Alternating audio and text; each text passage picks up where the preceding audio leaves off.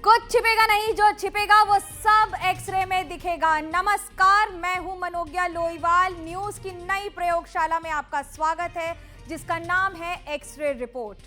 आज हम एक्सरे करेंगे करप्शन के उस किले का, जिसके नीचे दम कर देश के नौजवानों के सपने दम तोड़ रहे हैं। कष्ट हो रहा है नौजवानों को इस काली कमाई देखकर। पहला एक्सरे उड़ीसा के उस धन कुबेर का होगा, जिसने सरकारी पद पर रहते हुए करोड़ों के वारे न्यारे किए। दूसरा एक्सरे भ्रष्टाचार की इस लड़ाई में भारत के मौजूदा हालात का करेंगे। हम और आप हर रोज ये लड़ाई लड़ते हैं। तीसरा एक्सरे, देश में करप्शन के ऐसे कितने मामले आते हैं जो नौजवानों के सपनों का भट्टा बैठा देते हैं। भुवनेश्वर में सरकारी इंजीनियर के फ्लैट की खिड़की से नोटों की बरसात हुई। मॉनसून आया नहीं है, उससे पहले नोटों की बरसात हो रही है। विजिलेंस के छापे के दौरान बचने के लिए नोटों की गड्डियां खिड़कियों से बाहर फेंकी गईं। सब कुछ कैमरे में कैद हो गया। मॉनसून के ठीक पहले भ्रष्टाचार की इस बारिश को जिसने भी देखा है वो हैरान रह गया है। आप भी हैरान हो जाएंगे।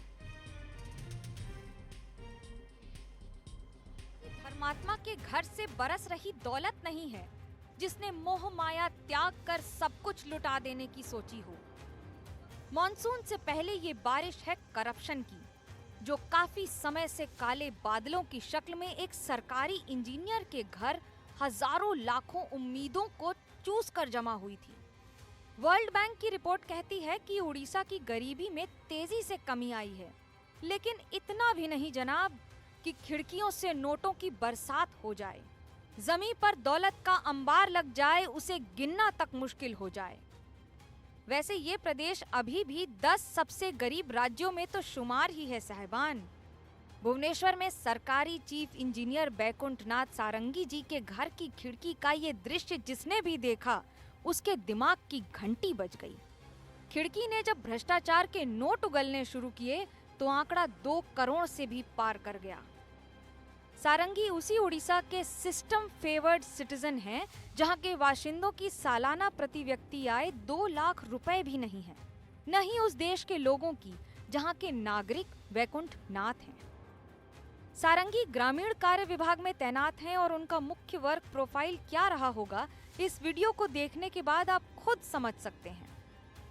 ट्रांसपेरेंसी इंटरनेशनल की ताज़ा रिपोर्ट कहती है कि करप्शन के मामले में 180 देशों में हम 96 नंबर पर हैं। तो इसके लिए शुक्रगुजार हो जाइए सारंगी जैसी महान शख्सियतों का और दुआ कीजिए इन जैसों के और भी फलने फूलने का, ताकि हम कहीं तो नंबर 1 बने। एनडीटीवी के लिए उड़ीसा से देव कुमार की रिपोर्ट।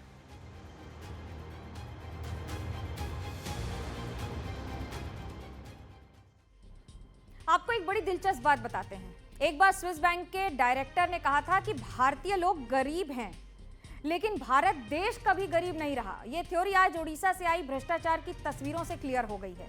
उड़ीसा सरकार के चीफ इंजीनियर बैकुंठनाथ सारंगी के घर से काली कमाई का अंबार मिला। चीफ इंजीनियर के घर से क्या क्या मिला, अब मैं भ्रष्टाचार के उसी काले खजाने का एक्सरे करूंगी। चीफ इंजीनियर बैकुंठनाथ के 7 ठिकानों पर विजिलेंस डिपार्टमेंट ने रेड डाली। बैकुंठनाथ सारंगी के घरों से 2 करोड़ रुपए से ज्यादा कैश मिला। भुवनेश्वर के फ्लैट से करीब 1 करोड़ रुपए कैश बरामद हुआ, जबकि चीफ इंजीनियर के अंगुल में बने पैतृक घर से करीब 1.25 करोड़ रुपए कैश मिला। करप्शन के किले में सोना चांदी के लाखों गहने मिले और लाखों रुपए की इंपोर्टेड घड़ियां मिली हैं और उससे भी ज्यादा महंगे और इंपोर्टेड कपड़े मिले हैं। अब आपको ये बताते हैं कि आप भी जरा सोचिए, करप्शन की इस काली कमाई से कितने युवाओं के सपने आकार ले सकते थे, साकार हो सकते थे। एक और बात, विजिलेंस टीम ने जैसे ही चीफ इंजीनियर के भुवनेश्वर वाले घर पर रेड डाली तो वो अपने घर की खिड़की से 500 रुपए के नोटों के बंडल फेंकने लगा। आखिर काली कमाई का ये कुबेर कौन है? अब मैं इसका एक्सरे करूंगी। अब जानिए कि काली कमाई का कुबेर है कौन। इस शख्स का नाम है बैकुंठनाथ सारंगी।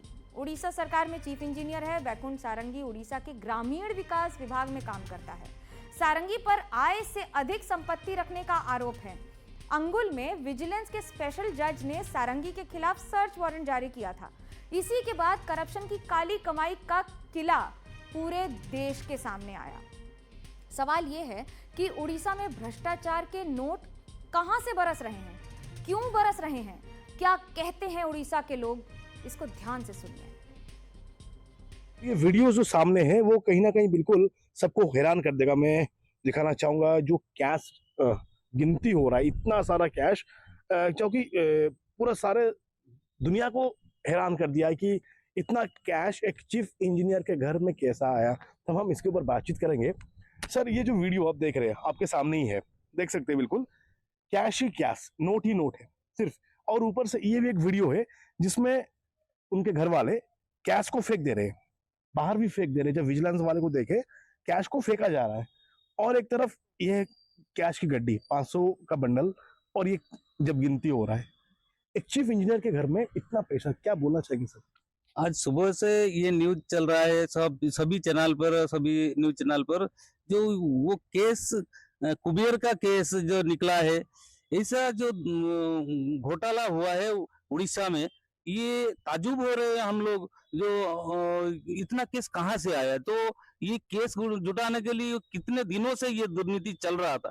तो ये नया सरकार है, जीरो टॉलरेंस होना चाहिए। और भी बहुत सारे ऐसे ऑफिसर्स हो गए जो कि ये दुर्नीति कर रहे होंगे, तो इनके ऊपर सरकार की, नया सरकार है, डबल इंजन सरकार है, ये सरकार ये दुर्नीतिखोरों को सब चुन चुन के निकाले और रेड करे, और इस मसला में जीरो टॉलरेंस होना चाहिए। बिल्कुल एक बड़ा बात है, एक चीफ इंजीनियर, उनके घर अगर 2 करोड़ की कैश निकाल रहे, क्या ये रिश्वत का पैसा है या पैसा कैसे, इतना पैसा कैसे कमाए? और जो फिर कैश में केस 2 करोड़ का मतलब तो वो काला धन है, वो रिश्वतखोर है, वो रिश्वत का पैसा है। नहीं तो वो ऑनलाइन उसका अकाउंट में होना चाहिए था। तो ये हजम नहीं कर सका, हमारा विजिलेंस के हाथ पकड़ गया। तो अगले दिनों में वो ईडी और सीबीआई और स्टेट का जो विजिलेंस है, इसको सख्त कार्रवाई करना चाहिए, और ये सब रिश्वतखोर ऑफिसर को चुन चुन के ये सब रेड करना चाहिए। ये हमारा, ये देश की मांग है, ये नया भारत है, नया सरकार है। ये नया सरकार से हमारा एक आम आदमी की तरफ से हम ये मांग कर रहे हैं, ये चुन चुन के रिश्वतखोरों को ढूंढे और रेड करे। पूरे महीने आप काम करते हैं तो आपकी सैलरी आती है, लेकिन यहाँ नोटों की गड्डियों की गिनती नहीं खत्म हो रही है। कल्पना कीजिए, क्या करप्शन के खिलाफ लड़ाई में भारत ये जंग हार रहा है? मेरे इस सवाल का एक सॉलिड आधार है। 12 फरवरी 2025 को ट्रांसपेरेंसी इंटरनेशनल की रिपोर्ट रिलीज हुई। क्या कहती है ये रिपोर्ट? ये रिपोर्ट कहती है कि करप्शन के मामले में इस रिपोर्ट के आधार पर भारत को 180 देशों में 96 नंबर पर रखा गया था।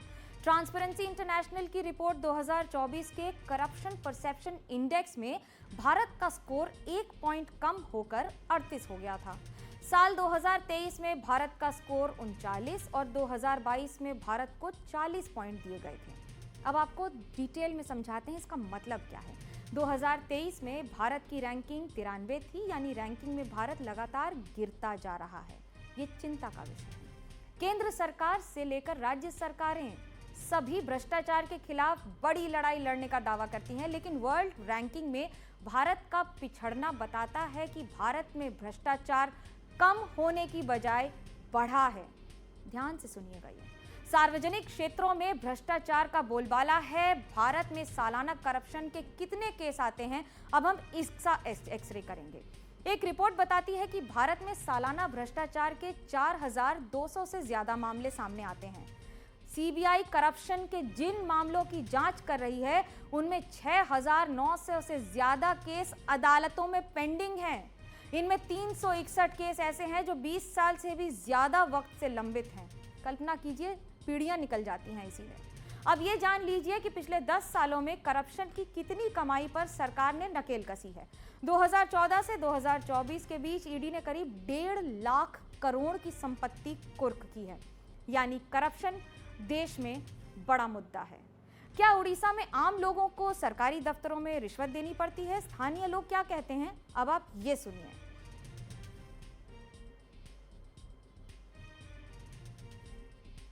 भाई साहब आपसे एक छोटा सा सवाल रहेगा, क्या आज भी सरकारी दफ्तर में आपको रिश्वत देना पड़ रहा है? कुछ काम के लिए अगर जा रहे हैं तो वहाँ पे क्या आपको रिश्वत दे रहे हैं? हाँ, वो तो सही बात है। ऐसे ही सरकारी दफ्तर में चक्कर लगा लगा के चप्पल जाते हैं, टूट जाते हैं यहाँ पे। लेकिन 200-500 का नोट दिखाइए, तुरंत काम हो जाता है। मतलब पैसा देना पड़ रहा है, रिश्वत देना पड़ रहा पैसा है? तो देना पड़ता है। अभी ये 1 साल में कुछ चेंजेस हुआ है, आगे नहीं था। आगे तो 500 की जगह 5,000 लेते थे, लेकिन ये 1 साल में कुछ चेंजेस हुआ है। अभी आगे देखेंगे, नया सरकार है, नया मांग है हमारा देशवासियों की तरफ से कि ये रिश्वत को हटाया जाए। तो आज जो इतना सारा कैश पकड़ा गया, आप कभी सोचे हैं कि एक चीफ इंजीनियर के घर में 2 करोड़ से ज्यादा रुपया कैश बरामद हुआ, 7 जगह का उनका फ्लैट, तो हम कैसा लग रहा है घटना सारे? नहीं, मैं आज दोपहर को देख रहा था कि उनकी जो बेडरूम था, वो बेड के नीचे से 500 का गड्डी था। वो बेड के नीचे सेट किया हुआ था 500 का गड्डी। लेकिन वो ये जो ब्लैक मनी है, इसलिए वो कहीं हटा नहीं सके, यहीं पे रख दिया। ये सब जीरो टॉलरेंस की तरफ से सरकार अगर पकड़ेगी सभी अफसरों को, तभी जाके इंडिया का ब्लैक मनी जो जितना है निकल जाएगा और बाद में वो गरीब लोगों के काम आएगा। रिश्वतखोरी का ये तंत्र आज का नहीं है, देश की आम जनता इससे त्रस्त है क्योंकि ज्यादातर जगह रिश्वत बिना कहीं काम नहीं होता। ऐसे में एक्सरे के जरिए ये जानना भी जरूरी है कि आखिर रिश्वत देने की क्या मजबूरी है और हर साल इसमें कितनी रकम जाती है। आइए इस बात को समझते हैं। लोकल सर्कल्स की एक सर्वे रिपोर्ट बताती है कि देश में नौकरी के लिए 66% लोग रिश्वत देते हैं। सबसे ज्यादा रिश्वत रेलवे में नौकरी के लिए दी जाती है। रेलवे की नौकरी के लिए सबसे ज्यादा रिश्वत दी जाती है, ये ध्यान से सुनिएगा। आप ये जानकर हैरान हो जाएंगे कि देश में सिर्फ रिश्वत के लिए 1100 करोड़ रुपए की रकम दी जाती है, जो जीडीपी का 1.26% हिस्सा है। और एक आम भारतीय सालाना आमदनी जिसकी सिर्फ 2,31,905 रुपए है, उससे अपना गुजारा करता है। जबकि उड़ीसा के इकोनॉमिक इंडिकेटर्स की बात करें तो देश में इसका 11वां स्थान है। इस भ्रष्टाचार के शिकार देश के युवा हो रहे हैं। सिर्फ पिछले 5 साल के अंदर हुए पेपर लीक की बात करें तो 16 राज्यों में 48 बार पेपर लीक हो चुके हैं, जिससे देश के 1,51,00,000 युवा प्रभावित हैं।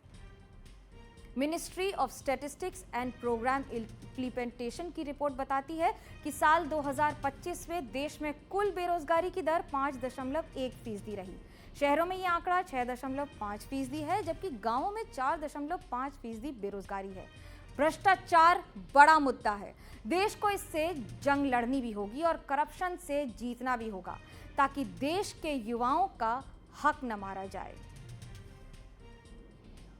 लेकिन आपको हम ये 4 तस्वीरें दिखा रहे हैं और आप देखकर कल्पना कीजिए कि एक तरफ एक इंजीनियर के घर से करोड़ों रुपए कैश, वहीं दूसरी ओर सोना चांदी और उसके बाद खिड़कियों से बरसता हुआ ये नोटों का अंबार। मॉनसून में इंतज़ार कर रहे हैं हम बारिश का, लेकिन उसके पहले नोटों की बारिश अपने आप में क्या कह रही है। और सारंगी जी की तस्वीर तो आप खुद ही देख लीजिए, जिन्होंने ये करामात की है। कल्पना कीजिए, न जाने कितने लोगों से ये पैसे वसूल किए गए होंगे और कितने युवाओं के सपनों को आज भी इसी तरह लाचारी से अपना दम तोड़ना पड़ रहा होगा। इन नौजवानों के अरमानों का कातिल है कौन? भ्रष्टाचार से इस लड़ाई में आखिरकार भारत का ग्राफ इतना हाई है, ये सब के लिए चिंता का विषय है। जब हम बात करते हैं भ्रष्टाचार की, तो ये भी समझ लीजिए कि युवा लाचार है। युवा भी सरकार से पूछ रहा है कि आपने कहा था भ्रष्टाचार कम करेंगे, लेकिन इन तस्वीरों से कुछ और ही बयां हो रहा है। हो सकता है कि यह सिर्फ एक राज्य की तस्वीर हो, सिर्फ उड़ीसा के भुवनेश्वर की हो, जिसे पिछड़े राज्यों में गिना जाता था, धीरे धीरे आगे बढ़ रहा है। लेकिन उसके बाद सवाल यही कि आखिरकार जवाब कौन देगा।